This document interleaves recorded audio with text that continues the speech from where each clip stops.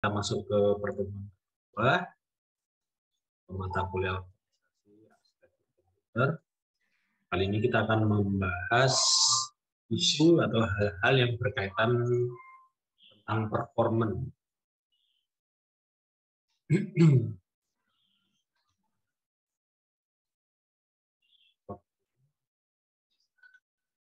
Recording in progress.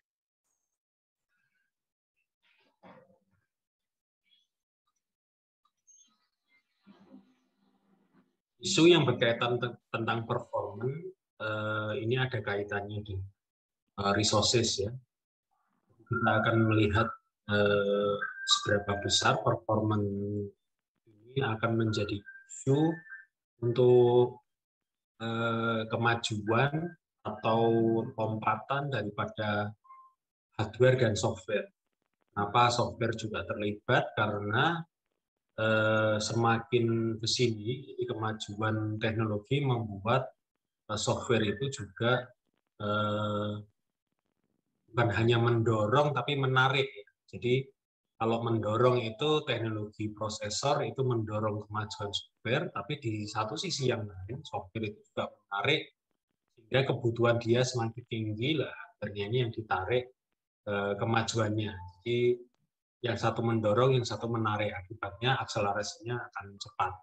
Yang berkaitan dengan hal ini nanti kita akan melihat model dan tool yang berkembang saat ini sehingga performance itu dijadikan salah satu isu yang sangat baik. Kemudian saya akan share di PowerPoint.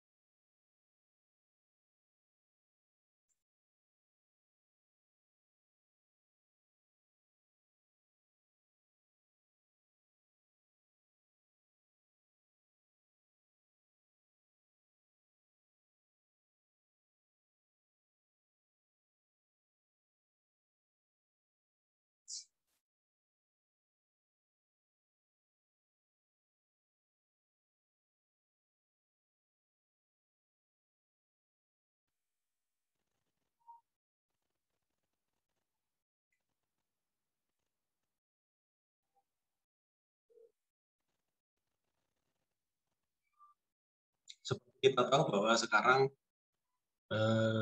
biaya atau harga prosesor semakin turun, turunnya gila-gilaan ya, semakin murah. Kita bahkan mendapati mungkin Anda punya komputer, PC atau laptop yang 5 atau 10 tahun yang lalu bahkan yang sampai sekarang masih bisa dipakai itu ada kalanya sudah kita buang karena udah nggak dipakai dan harganya pun sangat murah, dijual pun nggak laku. Ini juga terjadi saat ini sampai dengan saat ini ya. Jadi dari dulu sejak komputer IBM mainframe sampai dengan sekarang itu udah kira-kira 15 sampai 10 tahun yang lalu itu berevolusi dan semakin ke sini semakin murah. Jadi prosesor yang dulunya mahal itu harganya semakin lama semakin murah. Balikan dengan ini ya, misalkan kita beli properti atau kita beli kendaraan itu bisa jadi lebih mahal. Tapi untuk prosesor, device baik tablet, handphone, gadget itu semakin lama semakin murah karena biaya prosesornya, biaya untuk produksinya semakin murah. Ini juga didorong dengan aplikasi yang saat ini berkembang ya, nanti kita akan bahas lebih lanjut. Terutama sistem bisnis karena bisnis ini transaksinya butuhnya cepat, data prosesornya juga butuh cakupan yang sangat luas, sehingga membutuhkan dukungan server dan jaringan yang dapat menggantikan komputer yang mainframe yang besar, yang secara center hanya satu, sekarang distributed. Distributed itu artinya di tiap cabang, di tiap daerah dia sudah punya server mini masing-masing, sehingga kita nggak berasa kalau ini juga sama cepatnya, bahkan lebih cepat daripada central mainframe. Teknologi cloud computing yang kemarin minggu lalu kakak sudah bahas juga di dalam grup untuk itu juga sangat mendukung user dalam hal untuk transaksi cepat. Aplikasi yang digunakan juga banyak, sehingga spektrum atau cakupan kliennya ini sekarang semakin lama semakin luas.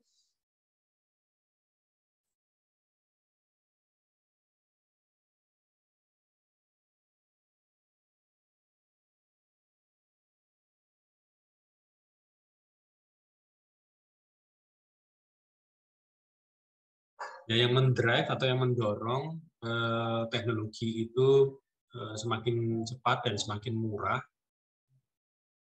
itu adalah beberapa hal berikut yang mendrive, yang mendorong ya, pipelining, pemipaan sehingga data dan instruksi dapat lebih cepat diproses secara simultan berbarengan ya, branch di cabang. Kemudian setelah di pipelining ada juga branch prediction. Jadi instruksi yang akan diberikan itu sudah bisa diprediksi sehingga dia lebih cepat untuk melakukan eksekusi. Karena perintah-perintahnya kan sudah tertentu. A, B, setelah B, C. Nah, jadi prosesnya akan membuat lebih cepat karena ada prediction. Terus super scalar execution itu adalah kemampuan untuk pada satu siklus biasanya hanya ada satu instruksi. Nah, ini eksekusinya lebih dari satu di dalam satu siklus. Jadi sekali dayung bisa dua instruksi yang dieksekusi. Jadi multiple instruksi dalam pipeline. Jadi sudah di paralel, di prediction, terus kemudian eksekusinya bisa lebih dari satu. Jadi dengan jalur yang sama, dari satu siklus yang sama. Karena setiap siklus itu nanti tetap sama, satu prosesor dia karena prosesornya frekuensinya sama, jadi siklusnya sama ya, periodenya, karena periodenya itu semakin cepat dia akan semakin. Kemudian data flow analysis ini membuat instruksi tidak tergantung yang lain, jadi dia akan lebih cepat dieksekusi. Kemudian penggunaan branch prediction dan data flow analysis itu untuk beberapa prosesor sangat diunggulkan karena dia dapat mengakomodir temporary location dan dia menyiapkan tempat untuk eksekusi sehingga akan prosesornya mengeksekusi aplikasi atau running aplikasinya lebih cepat.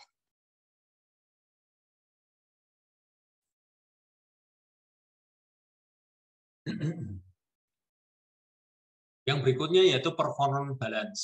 Ini berkaitan dengan performance yang penting.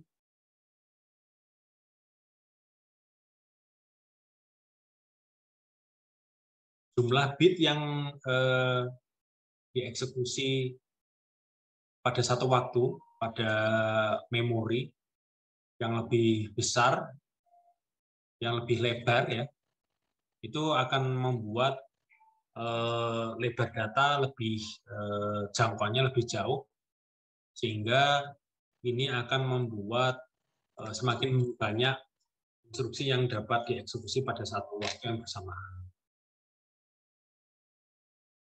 Di sisi lain, interkoneksi bandwidth antara prosesor dan memori sudah menggunakan bus yang berkecepatan tinggi. Jadi dia dapat membuffer atau menyangga instruksi dan struktur data. Jadi ini kaitannya dengan satu dengan segitiga yang lain, ya. Ini piramida ini sangat mempunyai saling berpengaruh ya antara satu segitiga yang satu dengan yang lain.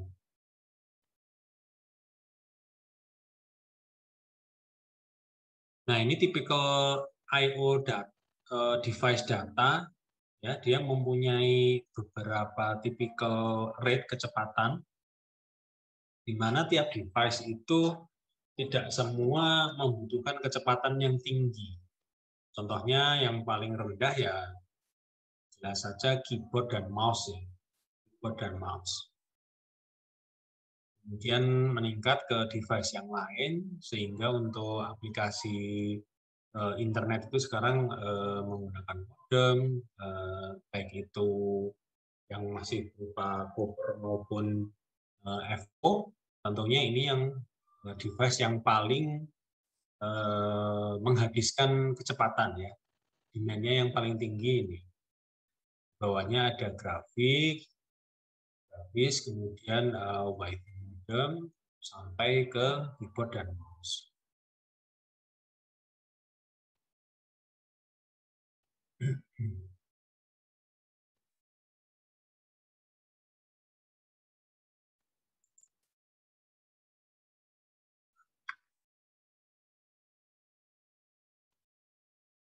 Ya, jadi secara umum perubahan-perubahan yang ada dalam chip itu adalah tren yang sampai sekarang masih jalan, walaupun tidak seheboh dulu, tidak secepat dulu, tapi improvement ini sampai sekarang.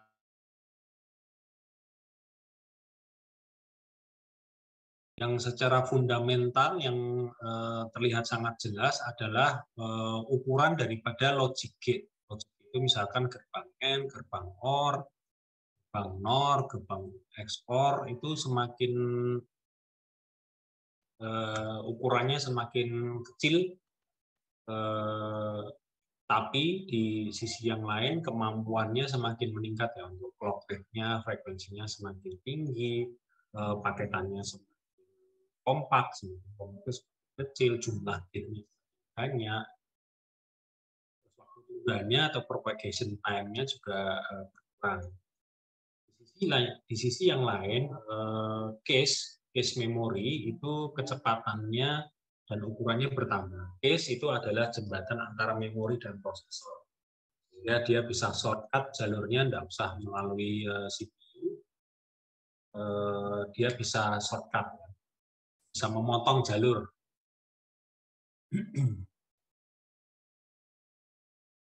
Kemudian perubahan organisasi dan arsitektur komputer itu dengan teknologi mining, paralelism, terus kemudian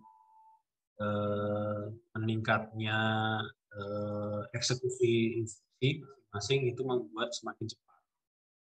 Nah, ini mempunyai pengaruh yang banyak ya, sehingga kita dapatkan sekarang aplikasi itu, aplikasi yang ada di lapangan semakin banyak aplikasi atau software baru yang didorong oleh improvement kemajuan dari prosesor. Di slide awal tadi ada beberapa hal yang jadi contoh ya, desktop application yang sangat membutuhkan power atau kekuatan mikroprosesor saat ini. Ya, di sini ada image processing, 3-dimensional rendering ya. Sekarang kan rendering bukan hanya 2 dimensi lagi, tapi sudah dimensi. Ada speed recognition, ada video conference. Nah, video conference ini khusus untuk ini selama masa pandemi ini boost cukup tinggi, terutama ya perusahaan-perusahaan telekonferensi ini membukukan value yang cukup tinggi ya. Sebenarnya kita pakai ini Zoom ini kan sekarang segmen pasarnya cukup luas dan banyak, sehingga teknologinya sekarang saat pandemi ini, di mana orang semua membutuhkan pertemuan secara online, seminar secara online, ini sangat dibus ya, sangat didorong cepat sekali. Kemudian multimedia authoring, ya karena kaitannya nggak bisa kemana-mana, itu semuanya harus disimulasikan, harus dipresentasikan secara online. Jadi ini multimedia juga tempat di mana ini desktop application yang paling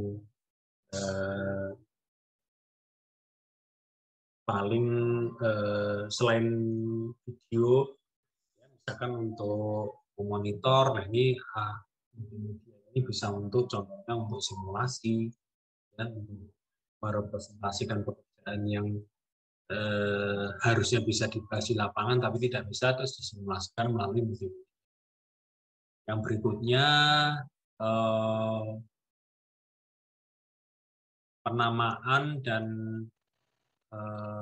untuk voice, ya, suara dan video itu mempunyai kebutuhan yang sangat tinggi, di mana orang-orang sekarang walaupun tidak bisa ketemu tapi bisa dengar rekamannya, jadi tidak secara streaming ya, bisa punya rekaman videonya, rekaman suaranya, itu nanti bisa digunakan untuk pelajari sesuatu atau untuk pelajaran. Itu sekarang sangat di-drive dengan adanya pandemi yang mengglobal ya, seluruh dunia merasakan impact-nya yang sama. Yang terakhir yaitu pemodelan simulasi. Nah, pemodelan simulasi ini juga ini sangat pesat,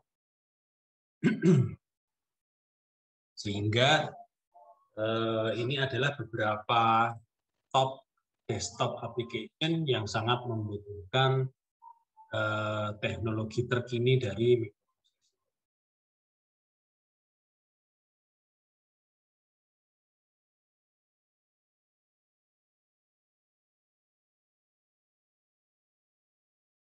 Oke, sampai di sini ada yang ditanyakan sebelum kita masuk ke break.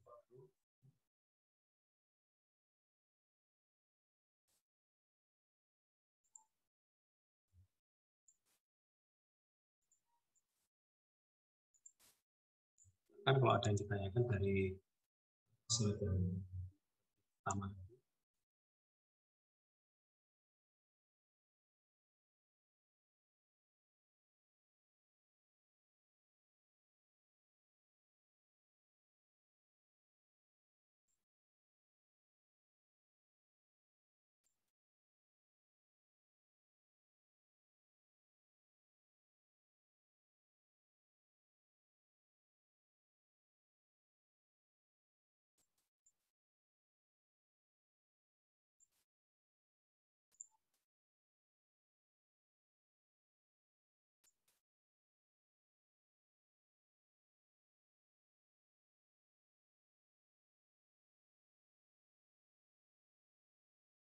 Oke, baik, ini akan saya berikan link. Silahkan Kakak di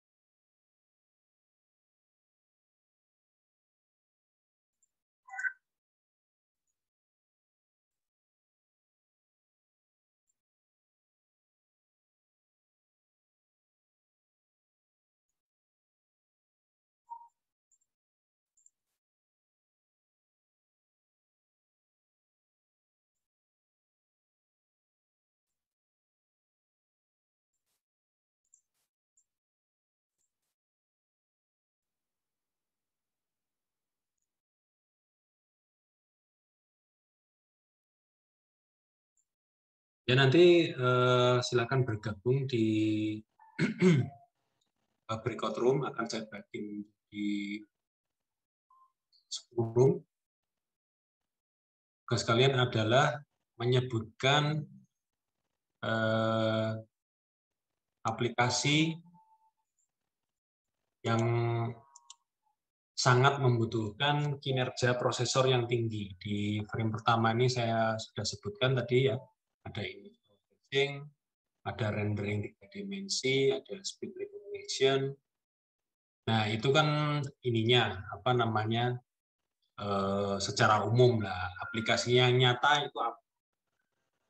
Dari masing-masing ini kalian diminta untuk menyebutkan aplikasi yang contohnya yang real, bisa disebutkan nama atau merek ya yang sangat membutuhkan performance prosesor. Jadi silakan dibahas di kelompok tugasnya selain menyebutkan aplikasi ini cocoknya di tipe device yang seperti apa? Apakah mobile, apakah PC, atau bisa gadget, bisa smartphone, seperti itu ya. Jadi terutamanya di mana? Karena sekarang semuanya ada ya, contohnya di handphone ada, di PC ada. Nah ini apakah ditujukan untuk mobile phone, apakah untuk fix PC, ya seperti itu.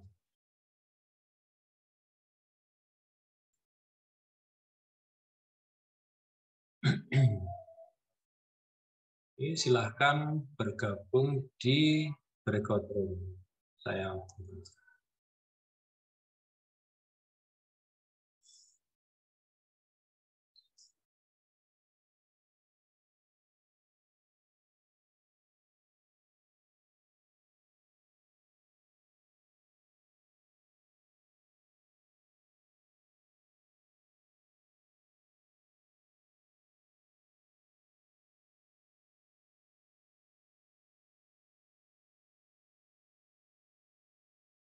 Ngomong apa, Mar?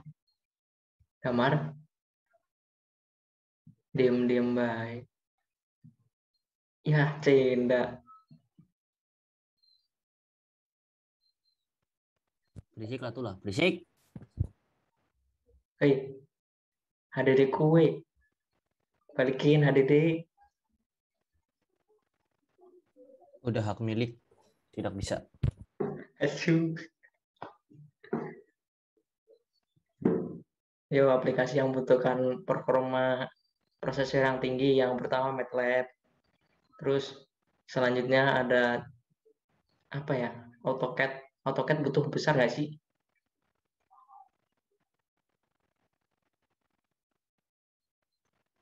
Lah, Itu jenisnya yang emang di Jamboard Photoshop bukan sih? butuh gede? Jenisnya yang di Jamboard itu bukan sih? Yang image processing, 3-dimensional rendering, speech recognition, Loh, video conferring gitu-gitu kan? iya, tapi yang ini nggak sih? Yang Kita disuruh nyebutin aplikasinya? aplikasinya dari. Iya.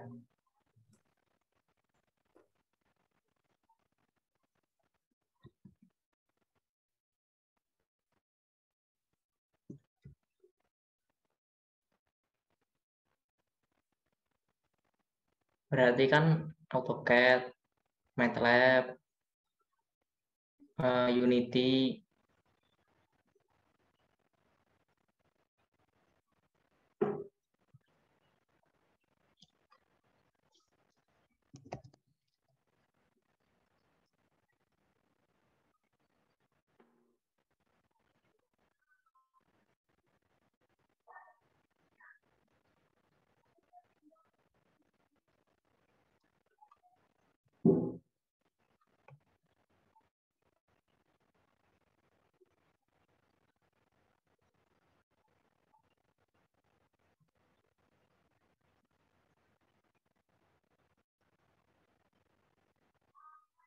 Oh, harus disebutin gitu ya? Unity apa aja ya?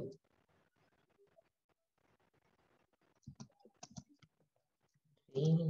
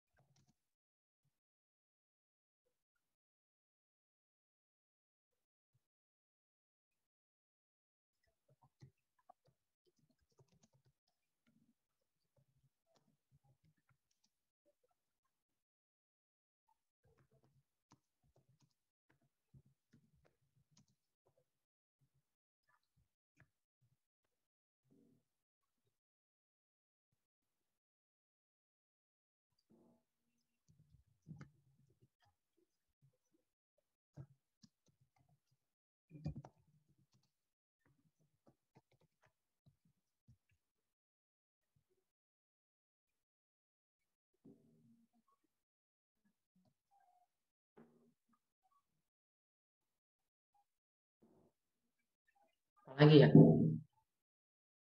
Blender butuh gede nggak sih Blender?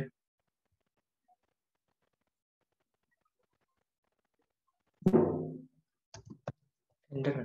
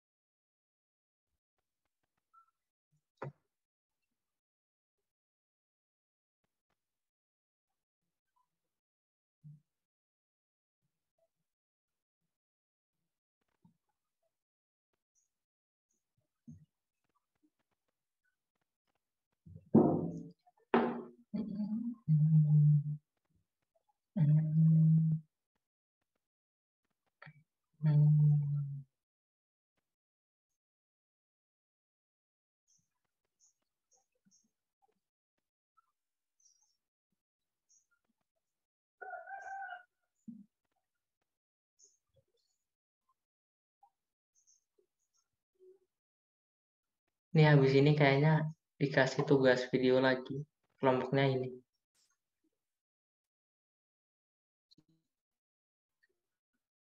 Kayaknya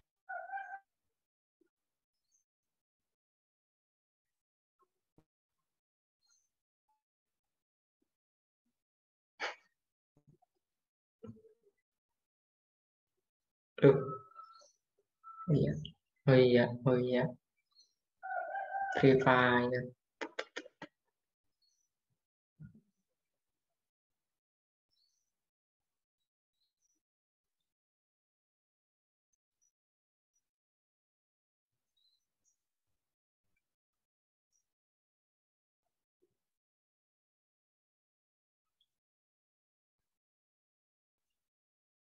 Triple A game masuk game aja digabung aja yang Triple A sama yang PUBG, Free Fire dan lain-lain.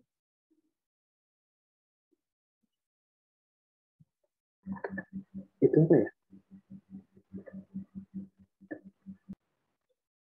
Keluarkan semua yang berat-berat di laptopmu. Apa aja ya?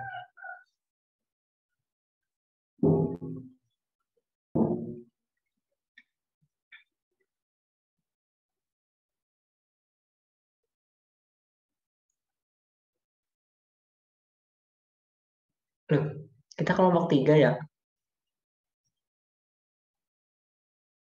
Dari tadi aku nulis di kelompok 4. Ada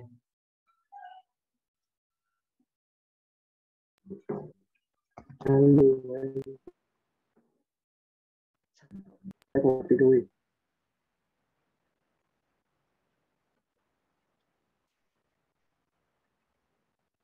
Loh, kok AutoCAD-nya 2?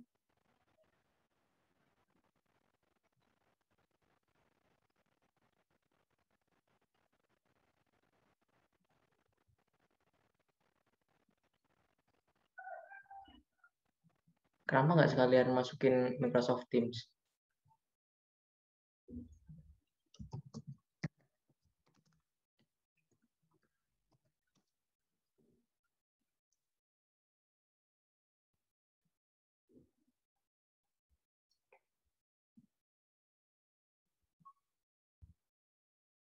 Banjir. Lah,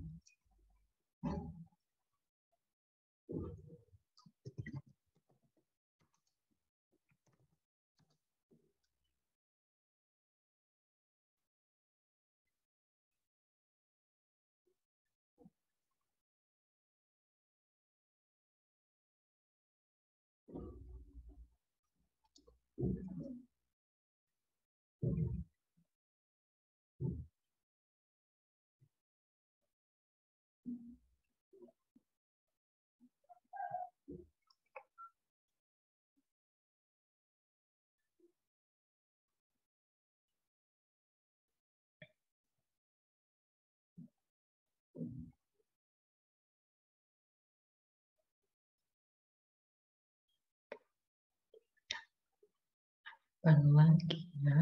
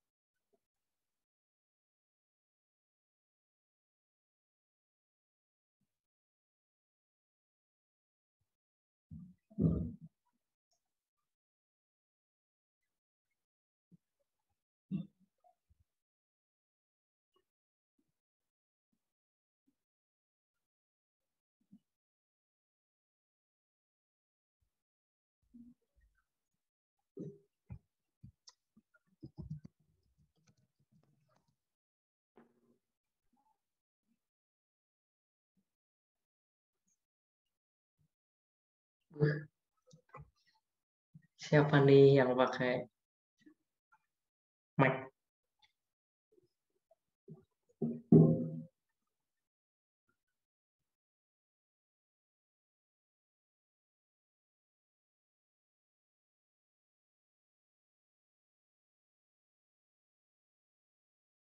Chan, udah di Semarang belum, Chan?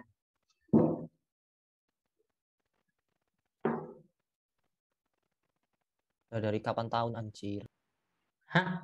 Dari kapan? Ya udah 2 minggu yang lalu. TW besok Sabtu ya.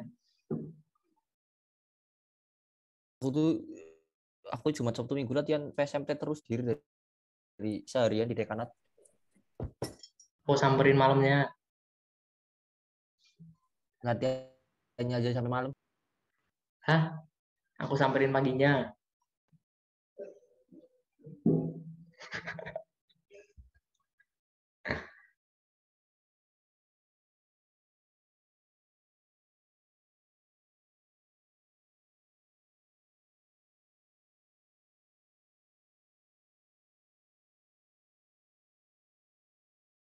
Blender apaan sih Blender?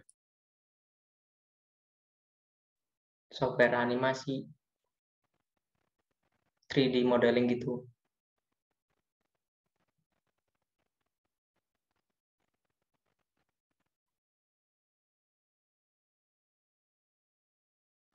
Mar, Damar kapan ke Semarang, Mar? Kapan?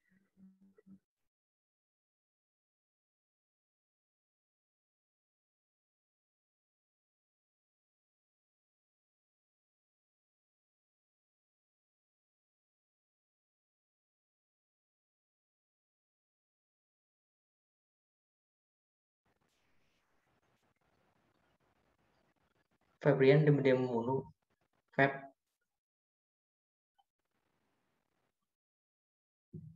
diam-diam mulu.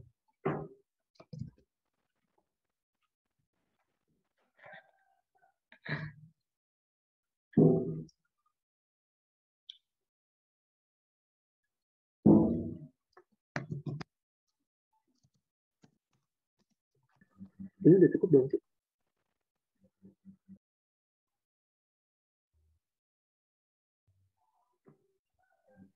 Ini tesnya udah semua PC aja semua.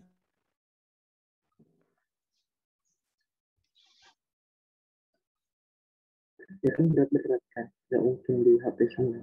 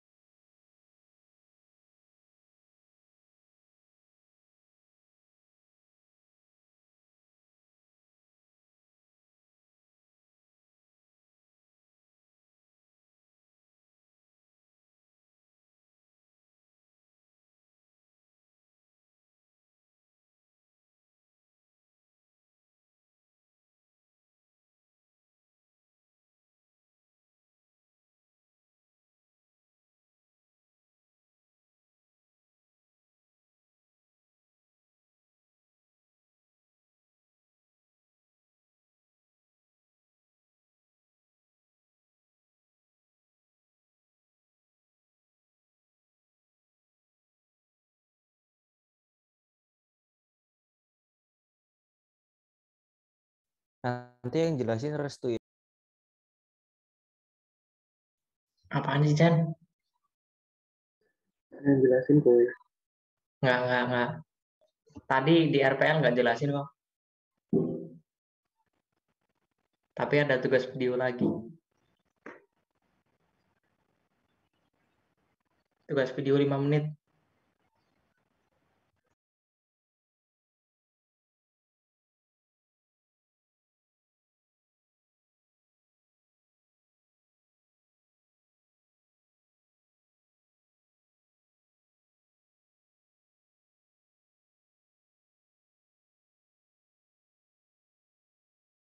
Recording in progress.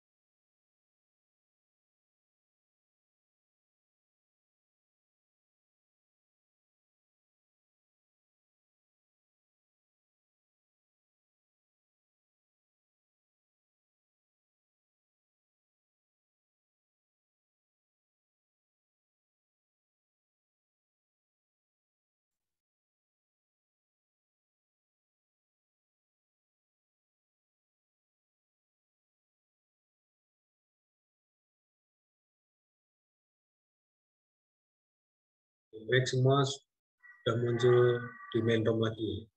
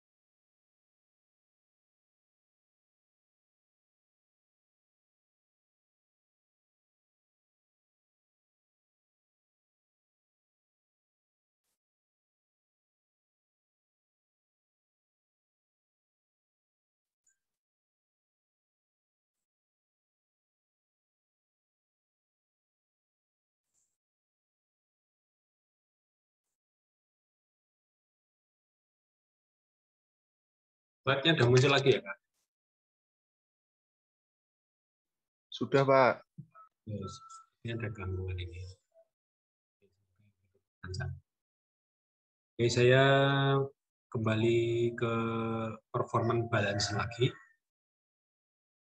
Ketika prosesor itu mencapai puncaknya untuk meningkatkan kecepatan, frekuensi kerja, ada beberapa komponen kritis yang nggak bisa mengikuti kecepatan tersebut. Jadi salah satu hal yang harus dilakukan adalah balancing performance. Jadi nggak bisa satu komponen itu lebih cepat daripada yang lain, sehingga yang lain harus di-adjust atau harus dikompensasi dengan komponen yang berbeda terutama. Hal ini terutama terjadi pada prosesor dan main memory.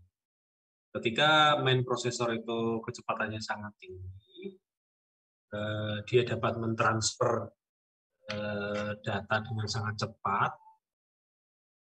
Sebaliknya, di sisi sebaliknya, prosesor mungkin tidak secepat itu.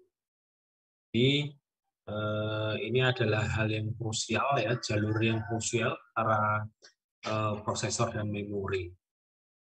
Jadi,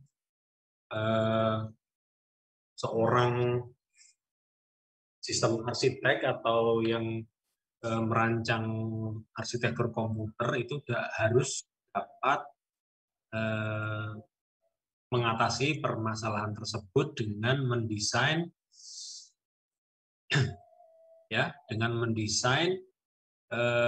beberapa langkah yang dapat digunakan untuk performance balance.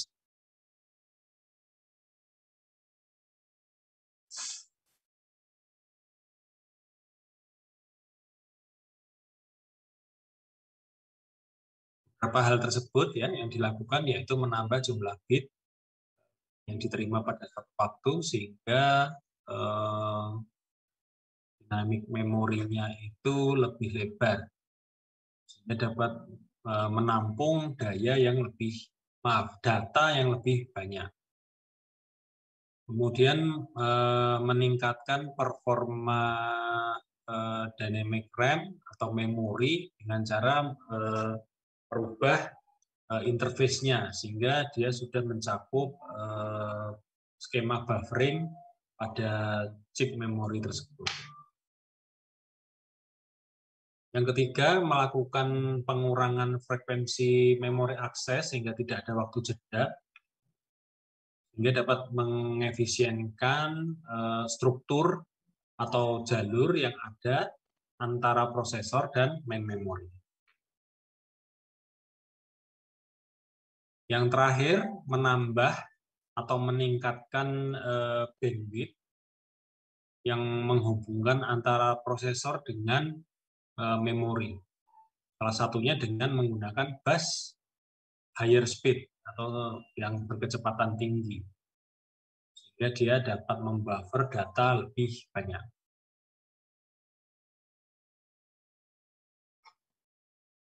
Jadi slide ini bisa dijelaskan.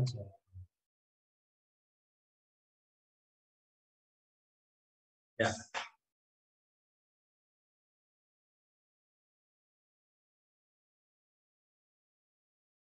Hal-hal yang berkaitan dengan clock speed ya. Speed ini kan clock prosesor ini kan biasanya ditingkatkan terus ya.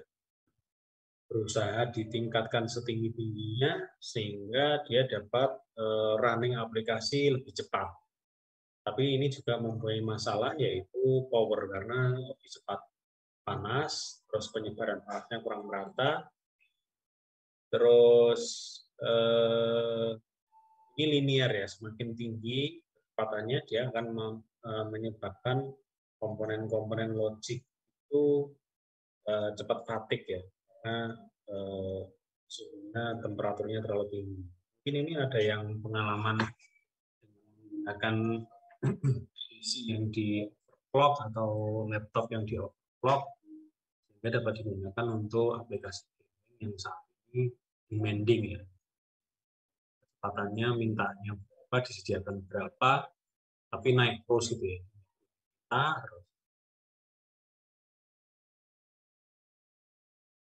Beberapa produk yang berkaitan dengan resistan dan kapasitor itu juga mempunyai batasan ya, di mana kecepatannya juga terbatas pada tertentu sehingga dia tidak bisa menandingi kecepatan prosesor.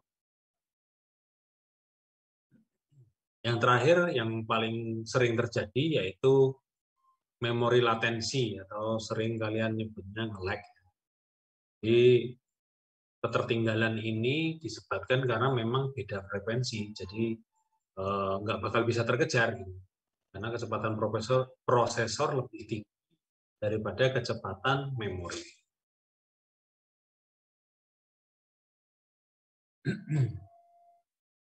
Nah, semakin tahun dari kira-kira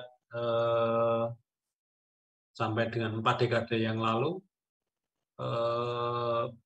perbandingan antara jumlah transistor yang meningkat dan frekuensi prosesor yang semakin tinggi ini linear ya, hampir dikatakan linear ya. Jadi core-nya semakin banyak mulai tahun 2000-an ya dengan adanya dual core dan sebagainya. kebutuhan powernya juga meningkat, frekuensinya meningkat, tapi stuck sebetulnya di titik tertentu. Jadi perubahannya tidak signifikan, tapi melamban. Sedangkan jumlah transistor yang ada dalam satuan ribuan tetap meningkat. Ini yang menyebabkan aplikasi-aplikasi yang sudah disebutkan tadi juga meningkat ya, karena eksekusinya kan tergantung jumlah transistor, jumlah IC, sehingga dapat running lebih cepat.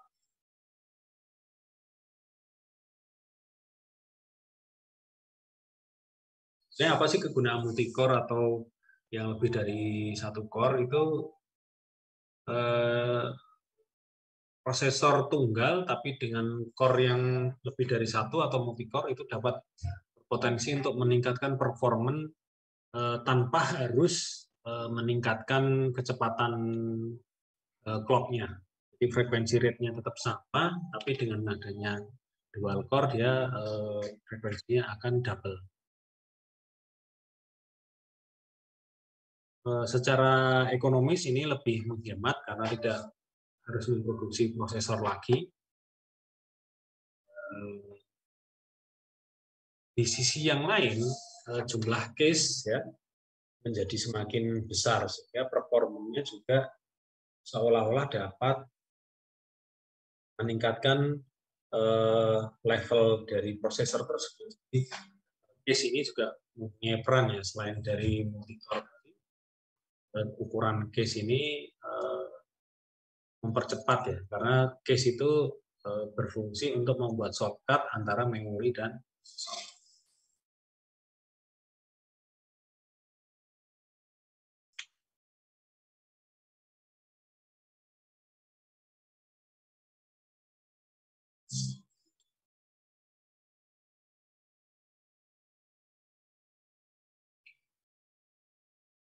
Yang berikutnya yaitu hukum AMDAL. AMDAL ini ditekankan oleh Jane AMDAL pada tahun 67, ya, sudah lama sekali tapi sekarang masih relevan.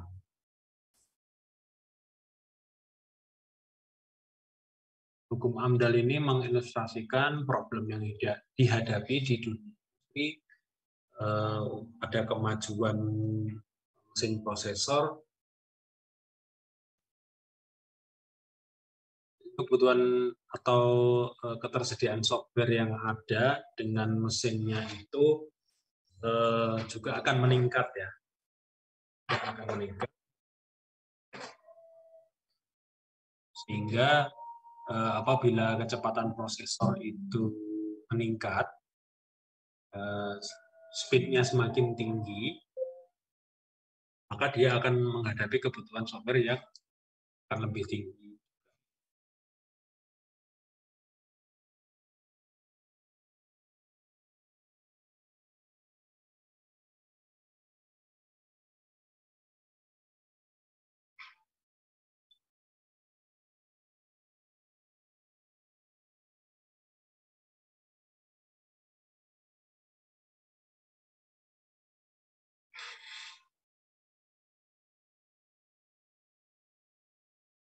Pada grafik 2.4 ditunjukkan perbandingan antara jumlah prosesor dengan kecepatan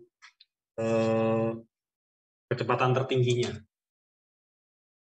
Di sini hubungannya tidak linier seperti yang tadi, jadi lama-kelamaan melandai ya, lama-kelamaan melandai. Jadi walaupun ini sudah tidak bersemi lagi, tapi masih tetap ada penambahan jumlah transistor dalam prosesor sehingga kecepatannya akan masih bertambah walaupun tidak linier ya. Jadi grafiknya sudah melandai. Jadi ini sudah menuju ke stuck titik tertentu ya. Jadi nanti pada suatu saat kita akan menghadapi kecepatan prosesor udah nggak bisa bertambah lagi. Jadi amat sangat terbatas.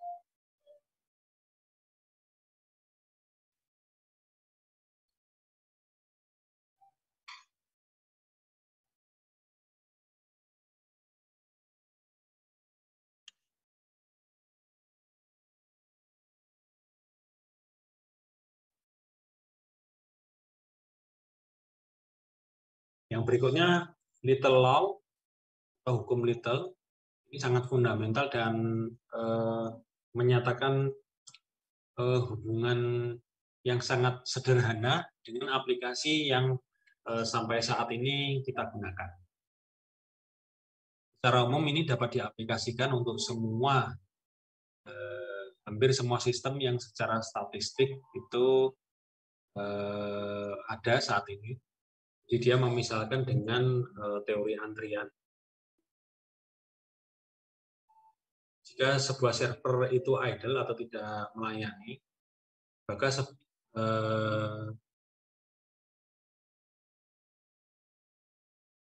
apabila sebuah server itu posisinya idle, dia siap untuk melayani. Tapi apabila tidak, berarti dia masuk ke antrian. Nah, untuk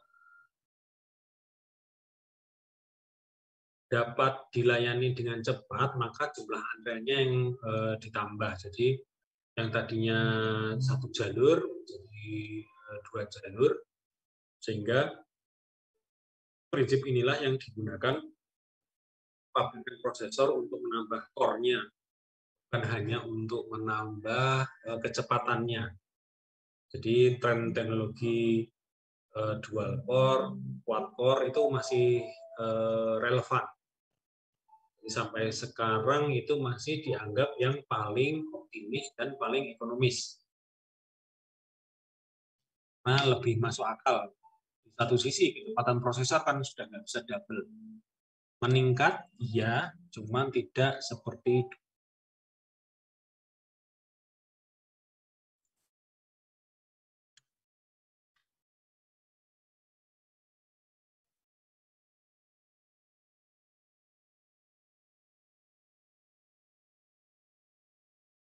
sampai saat ini kita sudah menyelesaikan materi sampai dengan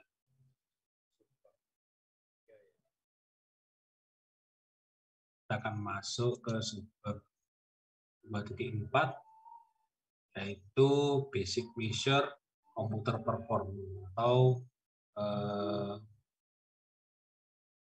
dalam komputer performance itu pengukurannya yang basic, yang fundamental itu.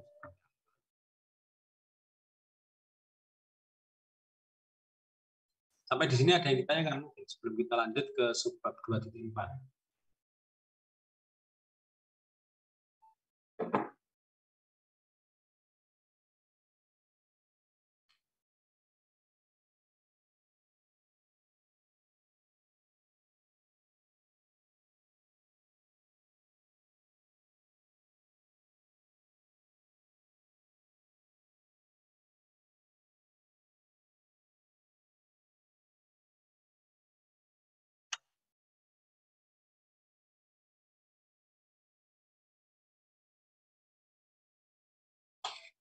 Ini kalau enggak.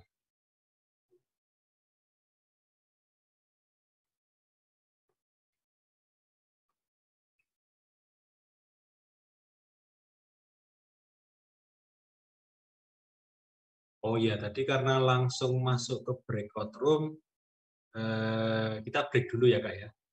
Lupa saya tadi, maaf ya. Kita break dulu.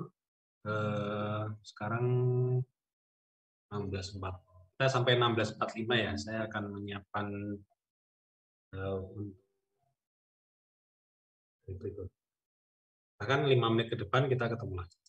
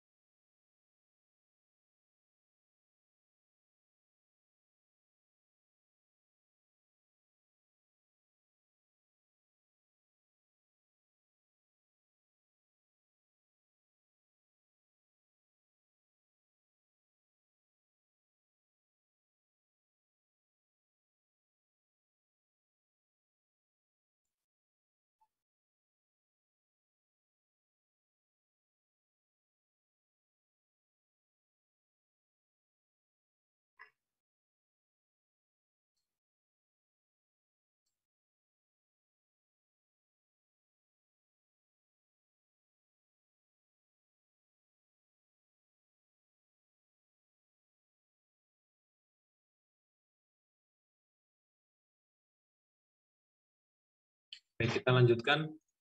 Slide-nya sudah muncul, Kak. Saya tampilkan lagi.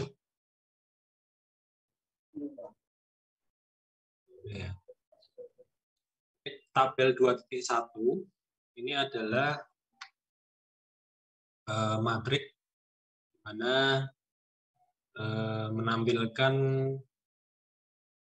5 faktor performance dan 4 atribut. Ya, jadi ini membandingkan antara atribut yang dibandingkan dengan performance. Performance indikatornya ada beberapa item ini sekilas. Jadi tadi di awal sekali jelaskan bahwa cara atau teknologi konvensional dari pabrikan prosesor itu untuk meningkatkan teknologinya ada beberapa. Salah satu di antaranya ini yang ditingkatkan. Yang pertama, instruction set-nya, jadi arsitekturnya mempunyai speed yang lebih cepat. Terus kemudian yang dirubah teknologi compilernya sehingga dia dapat mengeksekusi lebih cepat. Kemudian implementasi prosesor, dalam hal ini penambahan core. Kemudian memory cache dan hierarkinya itu juga punya peran penting. Nah, di sini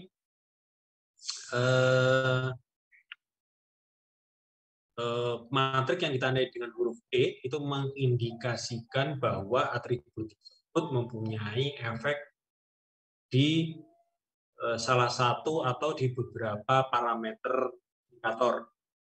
Untuk instruction set dia mempunyai implikasi atau pengaruh di 2 indikator, sedangkan compiler teknologi ya di sini yang paling tinggi, sedangkan yang lain juga 2, cuman lokasinya berbeda, performance measurement-nya berbeda. Ya, cache memory, hierarki, prosesor implementation. Nah, sedangkan untuk yang compiler teknologi ini mempunyai 3 tempat, artinya dia mempunyai pengaruh yang paling banyak dibandingkan performance yang lain, dibandingkan atribut yang lain. Karena di sini dia dapat mempunyai pengaruh pada 3 faktor indikator.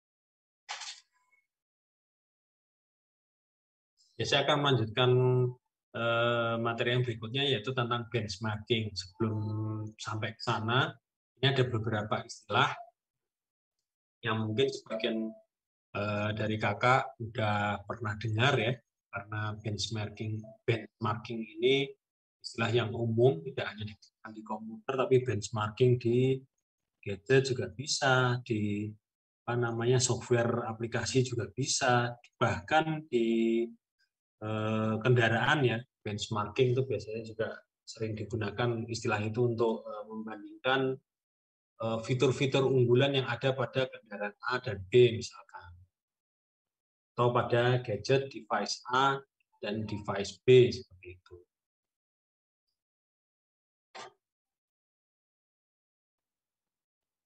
Kalau dalam dunia komputer untuk melakukan benchmarking itu perlu ada sebuah program yang ditulis dalam high level language sehingga dapat dikompil dan dapat dieksekusi oleh komputer manapun yang mempunyai compiler yang sama. Jadi benchmarking itu kita menciptakan sebuah program supaya nanti dia di running. Dan istilah sistem under test adalah sistem atau PC atau komputer atau laptop yang kita evaluasi.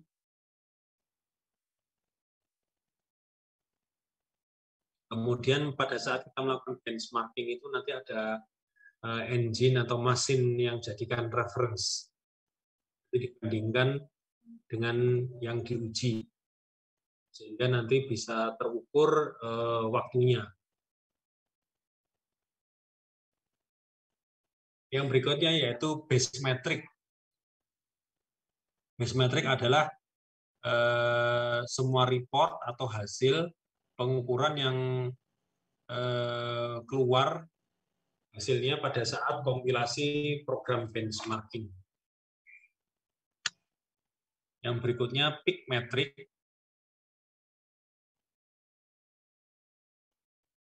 Ya, peak metric ini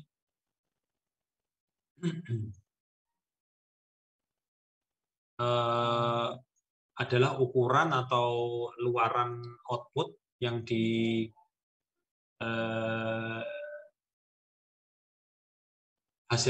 pada saat program benchmarking tadi diujikan, user bisa mengoptimalkan puncaknya sampai berapa. Ya. Jadi yang dioptimalisasi adalah compilernya, sehingga ini mentoknya di angka berapa, seperti itu ya. Puncaknya di angka berapa. Jadi ini digunakan untuk optimize performance dengan mengoptimalkan luaran compiler. Ini termasuk tadi yang dibahas ya, 4 indikator yang berpengaruh. Kemudian speed metric. Speed metric adalah hasil pengukuran yang dibutuhkan untuk mengeksekusi kompilasi benchmarking. Jadi sampai dengan di-compile program itu speed-nya berapa.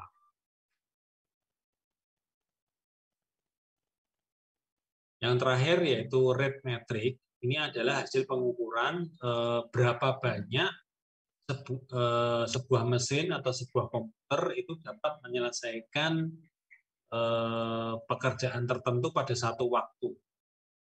Jadi ada istilah lain selain rate metric ini, yaitu throughput, capacity, atau rate measure.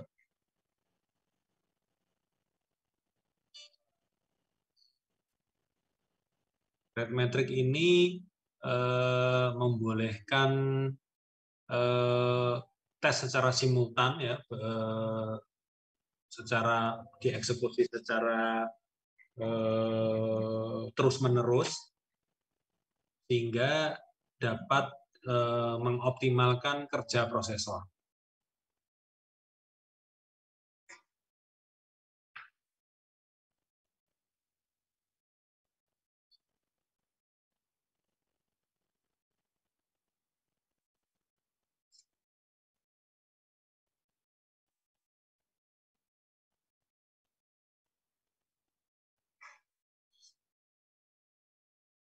Yang berikutnya yaitu spek CPU 2006, itu adalah benchmarking suite yang cukup terkenal. Ini digunakan uji standarnya untuk kalangan industri untuk running sistem atau mesin atau prosesor yang berbeda. Dan ini benchmarkingnya dengan spek CPU 2006.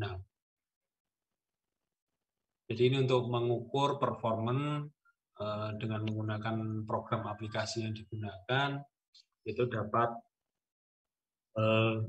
mencapai rate berapa ya, dari tadi yang disebutkan ya, ada speed rate dan ada best rate. Nah ini program ini karena terkenal memang dia sudah digunakan di banyak sekali prosesor yang diuji coba. Dia ada floating point program sejumlah 17. Ya, ini memang bahasa-bahasa high level language, ya, bahasa tingkat tinggi yang digunakan untuk running mesin. Ya, di sini ada Fortran, C, C++, ya ini bahasa-bahasa yang mungkin bagi kalian terasa asing ya karena jadul ya. Sudah lewat ya. Generasinya ini sudah lewat, tapi ini digunakan untuk ngetes sistem. Secara keseluruhan, running program ini terdiri dari line jumlahnya sampai 3 juta line ya. Ini cukup banyak sekali. Ini panjang sekali. Membutuhkan eksekusi yang cukup lama. Sampai dengan saat ini, dengan generasi kelima prosesor ini masih suitable. Jadi cukup mumpuni untuk ngetes. Untuk benchmark banding.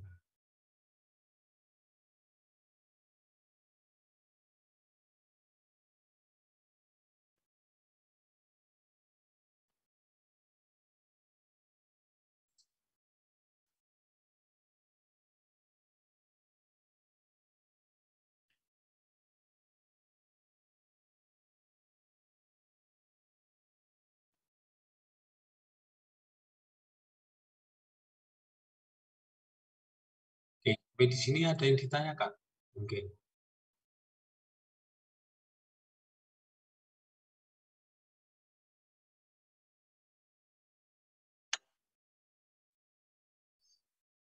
Oke, sekarang silahkan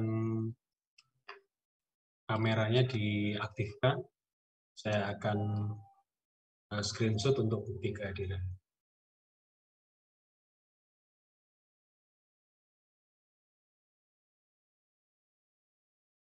Minggu lalu itu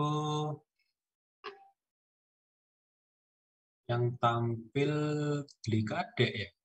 Kayak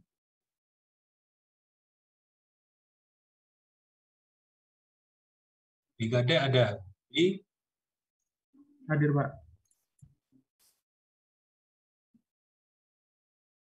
apa kabar Blik? Baik, Pak. Woi, baru dia. Nah, Bli di sana hujan, Bli? Suara kipas laptopnya. Hah? Suara kipas laptopnya. Nah, itu udah mati, Pak. Enggak, saya nanya di Oh, enggak, Pak. itu Enggak. hujan apa enggak? Ini udah mau hujan ini. Terang, Pak. Terang. Ya. Ini kan minggu lalu Bli sudah tampil, sekarang Bli tunjuk temannya satu ya, yang mimpin gaya ya. Senda, Pak. Grasenda Krisandi, Pak. Ih, kayaknya udah disiapkan namanya ini. Siapa gerangan dia, Bli?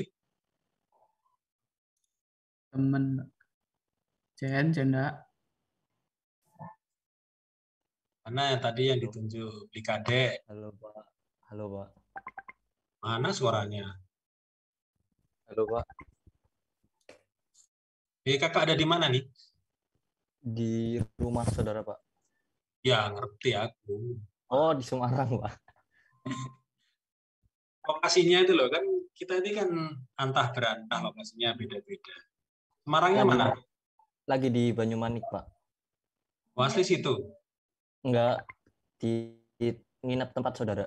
Aslinya mana? Aslinya Cilacap Pak. Oh, orang apa enak ini. Betul Pak. SMA berapa? Ini siapa? Pak siapa panggilannya? Pak siapa ini? Senda Pak. Janda. Oh iya. Minggu depan nulisnya rename nama panggilan aja ya. Kalau panjang-panjang Oh, itu iya. susah ya nebak. Nama panggilan yang akrab aja siapa? Pak Senda ya. Pak Senda dari Iya, SMA Pak. berapa? SMA 1 Pak. SMA 1 mana? SMA 1 Cilacap. Cilacap. Berarti udah kos di Semarang. Udah kos di Semarang. Lain waktu kita bisa ketemu. Tunggu Blikade datang, kita pesta kita. Iya Pak. Suruh datang ke Semarang. Tunggu ya, yang datang. jauh-jauh itu kita. Oke, sekarang Kak Senda mimpin kayak di Kadek minggu lalu ya. Boleh sama, nggak boleh yang umum, harus yang unik. Ini saya screenshot sebentar.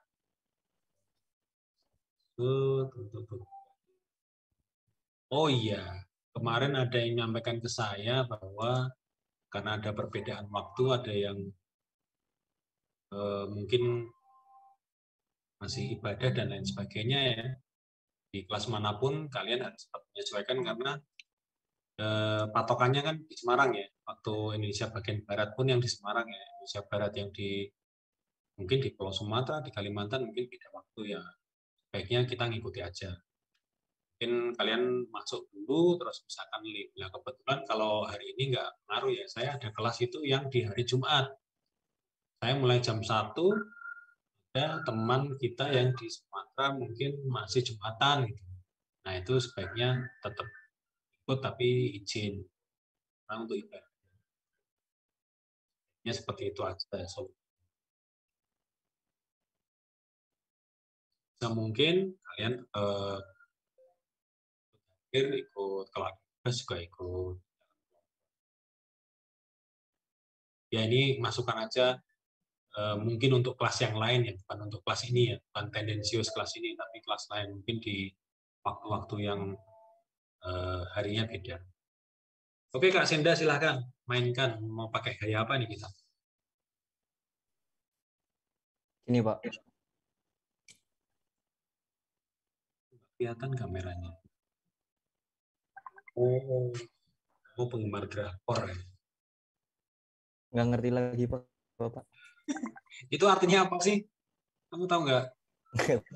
Nggak tahu juga Pak. Waduh, tanya yang lain, ada yang tahu nggak? Love. Hah? Love Pak katanya. Love. Love apa? Oh. Yang lain ada yang tahu nggak? Kak Ananda tahu nggak itu? Itu artinya apa sih? Sarangyo, Pak. Kayak love gitu sih Pak. Iya, artinya apa itu? Kayak tadinya bilang I love you gitu Pak. Iya, bahasa mana? Kalau bahasa kok itu kayak bahasa dari Korea sih Pak, dari drakor. Drakor ya, penggemar drakor ya. Oke lah, nggak apa-apa. Ya. Kak Senda kasih aba-aba ya, karena ada 2 frame, saya akan screenshot 2 kali. Ya, beri aba-abanya 2 kali ya, nanti kasih jeda dulu ya. Oke, siapa? Ya. 1, 2, 3. Senyum. Nah, saya paste. Lanjut. Bentar Pak. Oke, frame kedua Kak. Oke Pak. 1, 2, 3.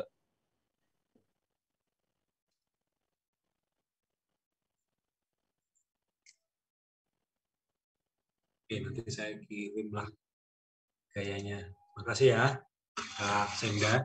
Ya, makasih Nanti juga, Pak. lain kali semua dapat giliran kok. Aja.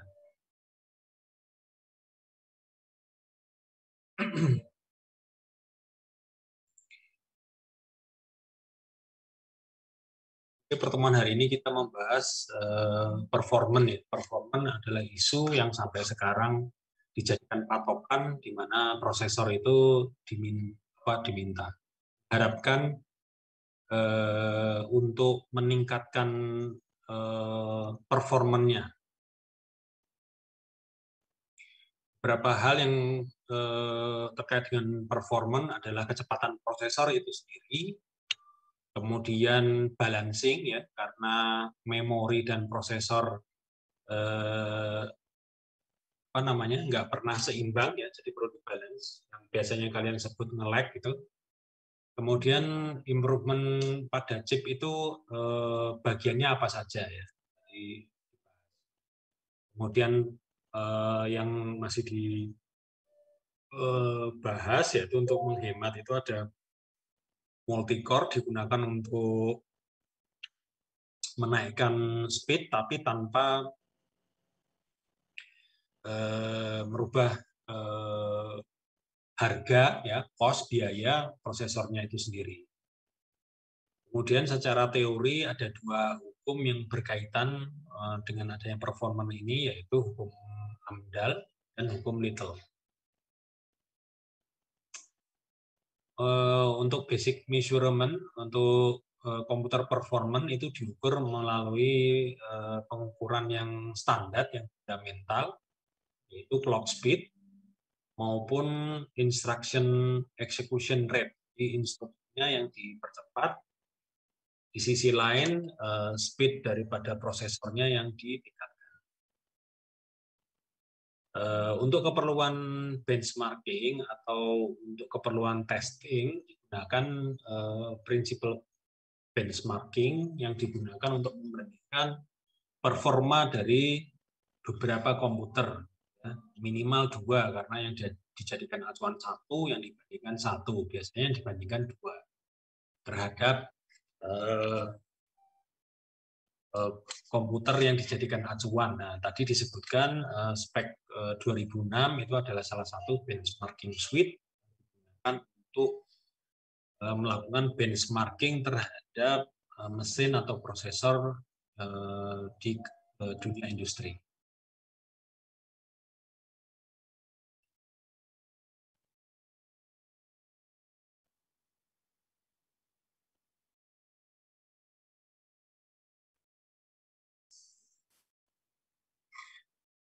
Baik, karena materi sudah saya sampaikan,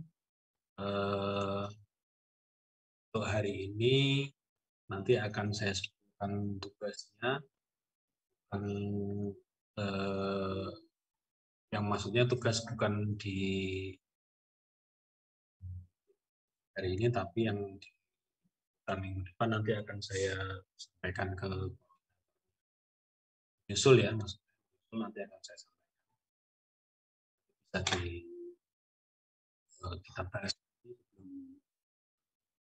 tentukan kelompok. Kalau kelompoknya nanti, kalau menggunakan kelompok yang tadi gunakan, ya, ada 10 kelompok.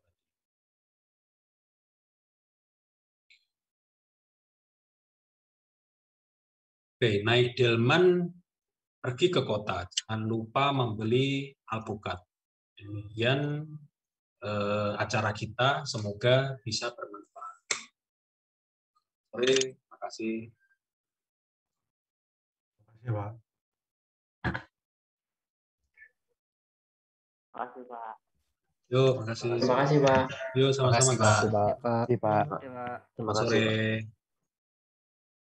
Terima kasih, Pak. Sama-sama, Kak. Terima kasih, Pak. Yuk, sama-sama, Kak. Terima kasih, Pak. Izin lift ya, Pak. Yuk, silakan.